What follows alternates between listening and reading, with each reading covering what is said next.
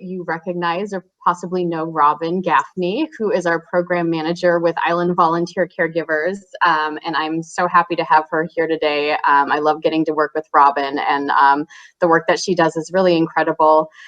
She wears many hats at IVC, but a specific program that she works with is our grief support program.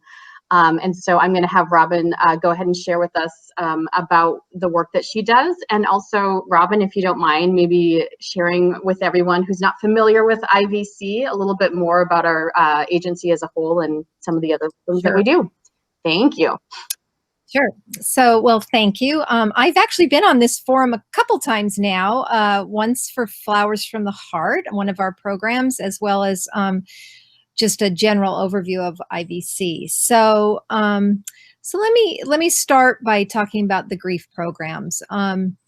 For, oh gosh, probably 15 years or so, IVC has provided grief support groups for people in the community. But it's evolved and changed over the years. So initially, they were drop-in grief support groups held at Rolling Bay Presbyterian Church. And that's what, and Karen Carson was the initial facilitator. Some of you may or may not know Karen. And in, I think it was about 2012, I started co-facilitating with Karen at Rolling Bay. And I will just give you very briefly, the reason I got into this is that in 2010, my oldest son, Matthew, died because he got a virulent form of strep that happened to attack his heart. And he was otherwise a very healthy 21-year-old young man in college, and it was awful, as all of you can imagine. Anyway, it kind of set me on this trajectory when I realized a couple years into it that I was quite comfortable being with other people in darker times when they were going through stuff. So I had been on the board of IVC back in 2007. So I was really familiar with the work, and I knew Karen. And so it happened that the person that was co-facilitating with Karen at the time was a friend of mine, and she needed to step back, and she asked me if I wanted to do it. And so I did. And Karen was a great person to learn from, although within about 3 months, she decided she was not going to do it, and it was going to be all mine. So that was a little, and as I started doing it, I also was signing up for some grief training down in Colorado. And I quickly realized within that first year that a drop-in grief group was not what a group I wanted to do. It was just too back and forth. You'd get a nice little group of, say, 5 or 6 people, and then a new person entered, and so then everybody had to retell their stories. And so I learned that what I wanted to facilitate were closed groups. And so that's what I've been doing for the past, oh gosh, now 7 years, are these closed groups, and with a set curriculum. And well, in the beginning they weren't. They were kind of open-ended, and people would eventually say, oh, I'm okay, and they drop out. But oftentimes the groups kept in whole because it was a very safe space for folks to be together, and really good connections were made. So then in about early 2019 or 2018, I was approached by Blodell, and they said, hey, we are interested, in conjunction with our Strolls for Wellbeing walks, which I don't know if you guys know what those are, but they're wonderful walks that Blodell has put together. We would love to offer grief support in the Japanese tea house. Would you be interested in there? And I said, yes, I think that would be a great setting.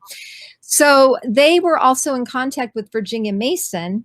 And so it turned out that Ted Rainerson, who is a longtime Bainbridge Island resident and a retired psychiatrist with a specialty in grief, was ready to kind of step back he had stepped back from his practice in Seattle. And so he and I were able to put together this 8-week training that took place in the tea house, which you can imagine is kind of a magical setting.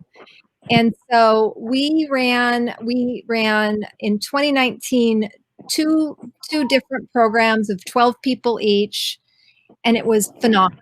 And all set in February of this year. We were getting our people together for a March program. And as you know, life changed for all of us. So we were not able to do it there. We were all shut down. And then Ted and I realized that, there's a lot of grieving going on anyway, of course. And so we put together an 8-week Zoom grief group that we piloted in May and June, and it was great. It was beyond our expectations in some ways, because we did limit it. We only had 6 people plus us, so which was about half the amount we can do at the group. But as you guys know from Zoom, we really wanted people to. We wanted to create a safe community, and 6 was kind of a magic number. So we did that, and what's kind of cool about all 3 of the groups that Ted and I have been doing is that they are all still meeting with one another independent of us. So they've found a good community. And we are about to start in October, we will do another Zoom grief group. So that's one aspect of the grief program that IVC does. We also have another program called the Compassionate Companions Program. And that has been going on for almost 5 years, I think. And what that is we were approached by a volunteer who, she and her husband had just retired here from the Bay Area. Both were retired physicians. And her husband was a psychiatrist who had been a volunteer at a program down there called CARA, and they offered one-on-one grief support. It's not therapy. I want to be really clear about that. It's really though, what happened is we have now trained 2 cohorts of people to facilitate one-on-one with somebody who's grieving. And it's not rocket science. I will be really honest. It's really about being a good listener and about walking the journey with somebody who is a little earlier on. So most of our facilitators, if not all of them, have had experienced loss. And so, but they're further down the road, and they're very able to sit and be with somebody who is in the early stages. And what we found with this particular program is that people, what happens is everybody, when somebody loses somebody important, especially on Bainbridge, people are great. You're surrounded with love. You're surrounded by your community. And then people go back to their lives, and which is normal. That's what happens. But that doesn't mean that the grieving person isn't still grieving. And so then they, it can be that they feel funny talking to their friends. Will say, well, how are you doing? And they'll say, oh, I'm fine, when they're really not that fine.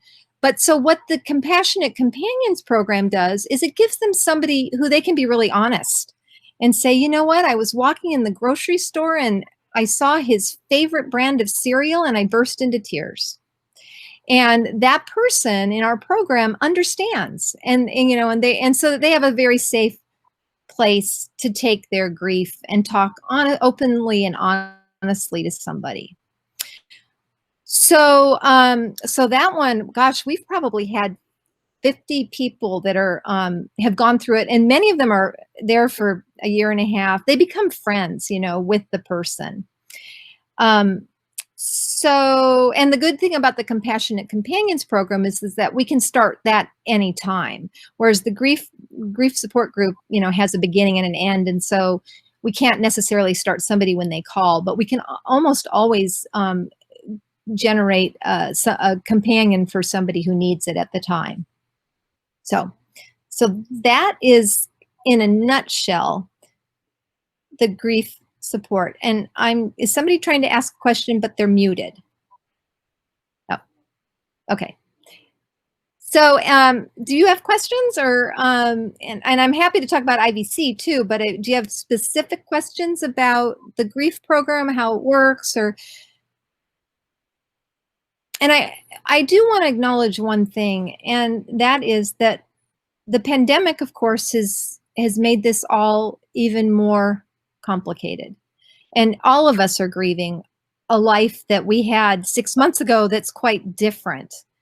And I think that what we discovered in the Zoom group for it was all widows and widowers, is that the pandemic then they were already isolated, and then they were isolated even more because of having to stay inside. So, but I also want to acknowledge that we're all feeling that too. And, you know, if you live alone, it can be particularly difficult. So. Robin, could you talk a little bit for folks who maybe haven't participated in a support group before, what the process looks like? Maybe even, you know, from step one, if somebody wanted to reach out and, you know, find out if the group is a good, you know, a fit for them and what that looks like. Sure. Yes, I'd be happy to. So in both programs, we meet with people prior to starting the group or prior to even matching them up. So by we, I mean, for the Compassionate Companion program, it's John and I. John is the retired psychiatrist from the Bay Area. And for the Zoom group, it's Ted and I. And so the purpose of that is to determine fit, you know, to make sure that people are not, that there's no underlying psychological issues that might be way over what our volunteers are doing and what a group could do. So it's first of all to make sure that that's good, and also it gives them a chance to, in a very safe setting, to tell their story, you know, to tell the story. And because they have to be able to, you know, you want them to be able to tell their story.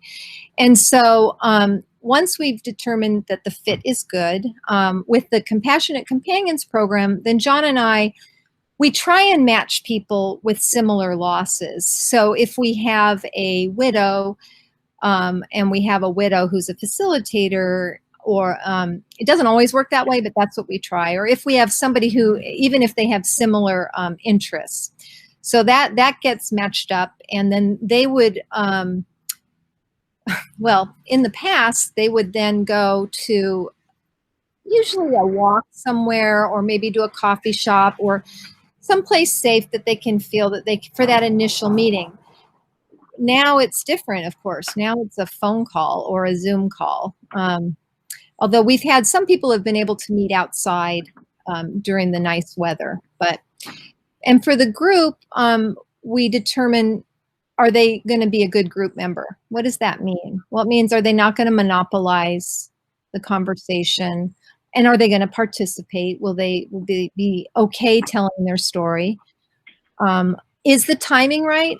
I've had people contact me like a week after someone's died, which is usually a little early. It's, you know, there's still a level of shock. And it's usually best, in most cases, I will say, you know, I think you might want to wait till our next group, because this is just, it seems early. And believe me, it is early for the grieving process. There's a lot more.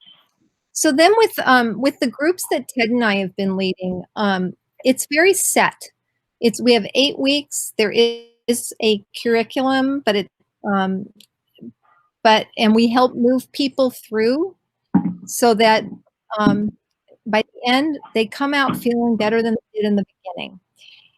Each session, I'm going to talk about how it was in the tea house, just because that's the more normal and what we yearn to return to.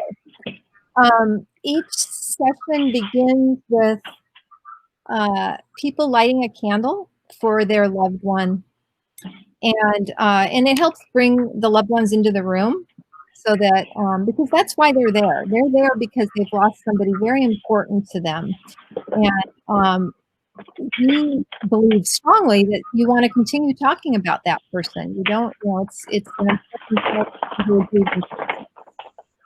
And then we just, we always do a check-in, how was this past week? What, did anything come up for you in particular? Was there, any of that? And then we kind of go through. Ted is great because this has been his field in psychiatry. And so he can bring a whole level of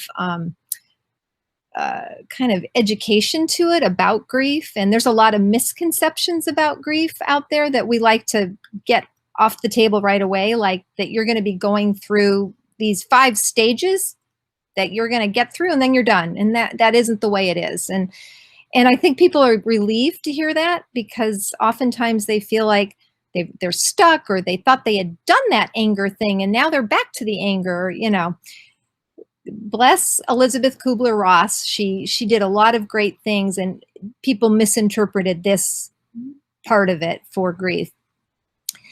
And then, so then we kind of, there's a lot of sharing, but you're not, it's not like if you don't share, if you're having a hard day and you don't share, it's fine.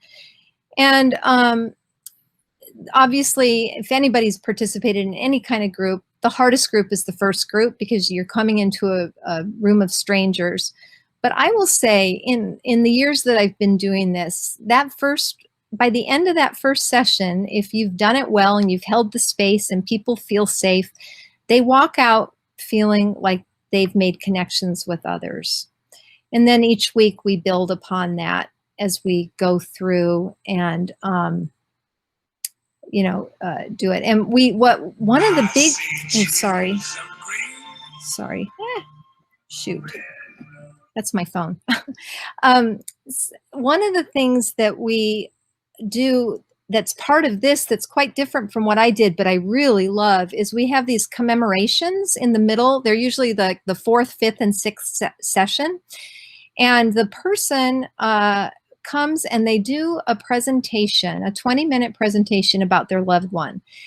And it's powerful. Oftentimes people have put together memorials and things kind of early on, and it's a bit of a blur. And this is a really nice way for them to present this person that they've been talking about, but pictures are shared and sometimes mementos and stories. And so by the end of that, you really feel like you get a feel for that person and who that person meant to the person who's sitting in the room. And it's powerful. I wasn't sure how it would work, but I can't imagine now doing a grief group without including that as part of it. And we at Bloedel, one of the things we did, which we didn't do in by the way, the commemoration on a Zoom group works really well, because in fact, in some ways it's almost better, because everybody's focused on the one person sharing, this is my wedding picture, and everybody's looking at it. Whereas in the group in the room, you're passing pictures around, so different people have different pictures. So that's one of the good things about the Zoom group, is that that's worked quite well. One thing we've done, we didn't do it because it's too much with the Zoom, is we've invited family members for the second to last session, if they've wanted. And so some people will bring a daughter or a son or a very good friend, so that they can witness what it is that this person's been going through, because they see visible changes usually. So anyway, I'm here to tell you, I think that groups are powerful mostly because of the connections that are made between people who've experienced a loss in a certain time period, and they've met others who have, and so then they feel a little less isolated, a little less alone. And so I'm kind of a big supporter of the group process. And we also have, just so you know, I don't know, some of you may know, we have another group that IVC does called the Caregiver Support Group. And that is a weekly group. That is a drop-in group that Karen Carson facilitates out at Rolling Bay. And it's for people that are caring for loved ones 24/7. And that is a hard job. And so this group's been going on for probably 15 years, and it's solid, and they are a true support system for one another, because they can go in there and they can say, this is how hard it is. I can't even get out to the grocery store or whatever. So that's another group, and all the groups are free. There's no charge. And so is the Compassionate Companions program. So that's it in a nutshell. Thank you, Robin. Are there any other questions out there that folks would like to ask? I don't have a question. The word that came to my mind was unbelievable. It's absolutely fantastic what you do, Robin. Thank you so much. Thank you, Sheila. Well, I feel it's a privilege for me. It's a privilege for me to sit with people who are newly bereaved. We, meaning our society, doesn't do grief very well. It's considered, you get 3 bereavement days at work and then you're back to life, and we all know that's not how it works. And I think 100 years ago, people were, people wore black for a year. You knew who was mourning, and there was just more rituals sometimes involved in it. And I think that it's not serving any of us very well, because there are a lot of people out there who are mourning somebody, and it's okay. And I've learned a lot. I certainly was guilty of a lot of things that I now know I shouldn't have done, but I've learned that if you know somebody's lost somebody, you go up and you tell them you are sorry. You're not going to, I can guarantee you, if you're worried that you're going to remind them of the loss, you're not. They know about the loss. They're not going to, you can say, I am so sorry. And also know that 6 months, 8 months, 10 months, 12 months later, they're still missing that person. And yet society kind of thinks, oh, you just need to move on. So that's kind of why I believe strongly in the group model, because you are meeting others who are going through the same thing. So. Yeah, I'm so glad you brought up that point, Robin, because I think it's easy to do that, to just think that if I say something, I'm going to stir something. But for any of us who have lost a dear one, you just know that you have that in you have that in your heart at all times. So and I think with that, I was just going to say, or ask Robin, for folks who maybe feel like they're a year or 2 or 3 years or 10 years out, but they recognize now that maybe they really weren't able to grieve, and they're finding themselves grieving now. Would that still be appropriate to reach out and maybe seek a compassionate companion, or depending on the situation, for sure. Definitely 1 and 2 years. The 10 years, it begins to get into a little complicated grief that possibly a therapist is more appropriate, if it's that far, that buried. I met with somebody who had lost a child 30 years ago, and wanted some help. And it was very obvious to me that this person needed some much more professional help than I was going to be able to give, because there was a lot of underlying issues. But I actually, if I had my druthers for a group, I actually sometimes think the second year is the best year to do it, because the first year is a year of firsts. You're getting through all those anniversaries and holidays and all of that, and you're still a bit numb. And the second year, often it is the reality sinks in that this is the way it is. And so sometimes a group can be really important, because then you're really able to start putting some coping skills and meeting others. So, but yeah, it's certainly never, I will say, on the 10-year, the 20-year, whatever, it's never too late to grieve. You have to grieve. You can't, if you push it down, it's eventually going to pop up. So you got to deal with it sometime. Yeah, and since you brought that up too, Robin, I just wanted to point out for folks, I mean, I am also a huge fan of support groups and the power that they can give us, the comfort that they can provide, and also, you know, programs like the Compassionate Companion one-on-one. But for folks who maybe aren't comfortable going that route, or as Robin mentioned, maybe, you know, seeking a counselor or a therapist, I do just want to point out that there are some really great resources. You know, Helpline House does have free counseling services for everyone on the island. And again, you'll want to, you know, speak one-on-one with a counselor to make sure it's, you know, it's an appropriate fit for the grief that, you know, you're experiencing or someone you know is experiencing. And then also through Kitsap Aging and Long-Term Care Services, there are some limited free counseling services as well. There are also many wonderful private counselors and therapists that work on Bainbridge Island as well. So in case that feels like a better fit, I just want folks to know that there are both free and paid resources for folks as well. Yeah, good point, Katie. Yes. Yeah, we're lucky. Kitsap County has a lot of things to offer for all sorts of reasons, you know, all sorts of issues. So anyway, any other questions or?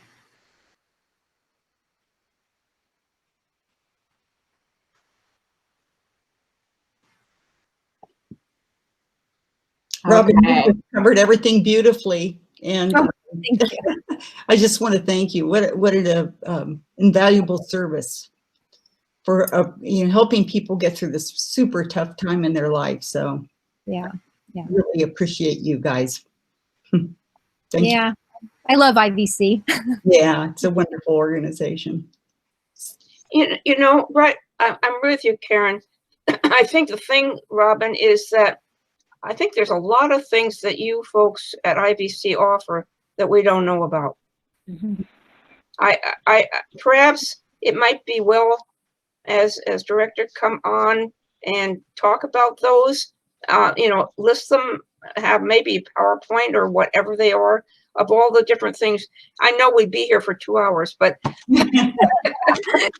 if you could do that, you know, I wish you could, because I'm fortunate to know about a few of them and take advantage of a few of them and enjoy being a part of some of them. I would love it if you could do that maybe as well. This I knew a little bit about this grief program, but very little, and I'm so glad to have heard it today. Yeah, I mean, I think we'd love to come back and talk. I mean, the situation now is, of course, is that there's what we're doing now and what we normally do. So it's what we're doing now is it's a truncated version of what is normal, but we will, I think, I hope, get back to normal at some point. And then, but there are a lot of programs that we have that you probably don't know about. So Katie will have to set us up with our new executive director once she's kind of feeling settled in. Yeah, exactly. Thank you for that, Sheila, very much. And yeah, I think that would be wonderful. And that's easy enough for us to do. We could certainly set something up and just share all about the different programs at IVC. So yeah, look out for that in the near future. And, you know, and I, as a, you know, person, just kind of a citizen here, you know, I want to share this information with my friends and family too. I have this book, it's called 5 Wishes. Mm-hmm. And I am going to go write this down. This is the resource for my loved ones after I leave that they can go to. Oh, good. Nice. Yeah. So, and I think we can all do that, and we can all get the word. A friend, you know, because a lot of times we don't know what to say, or, you know, and help a friend that's going through bereavement. Well, here on the island, I think we know now a direction that they can get help, and I can't appreciate that more. Good.